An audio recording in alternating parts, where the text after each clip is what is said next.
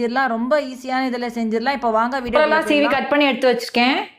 பாசிப்பருப்பு, கடலைப்பருப்பு, பச்சை மிளகா, மஞ்சப்பொடி, பெருங்காயம், கடுகு, மிளகாய் வெத்தல், தேவையான அளவு உப்பு.